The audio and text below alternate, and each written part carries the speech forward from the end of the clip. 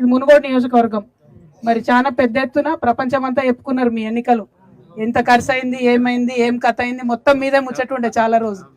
అటువంటి ఎన్నికలలో మరి అనేక మంది వచ్చి వాగ్దానాలు చేశారు. మంత్రి అప్పుడు ఉన్నటువంటి మంత్రి జగదీశ్వర్ రెడ్డి గారు వచ్చి ఇప్పుడు నేను కొబ్బరికాయ కొట్టిన హనుమాన్ గుడి దగ్గరనే నిలబడి వాగ్దానం చేసి మీ అందరితో నోట్లు వేపించుకొని పోయినటువంటి పరిస్థితి. ఆ తర్వాత మళ్ళీ మీ మాట ఇంటలేరని మీరు అందరు చెప్పారు, పట్టించుకుంటలేరు పోతే అని. సో ఆ పెద్ద మనిషిని అడగాలి మనం.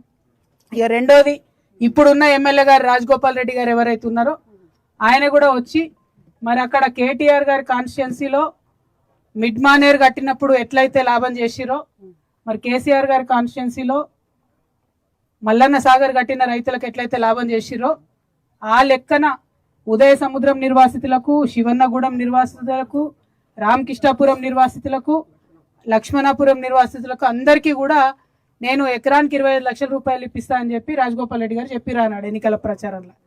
కానీ 2 ఏళ్ళు అవుతుంది మరి కాంగ్రెస్ ప్రభుత్వం వచ్చి, ఆయన కూడా మళ్ళీ మాట్లాడిన దాఖలా లేవు.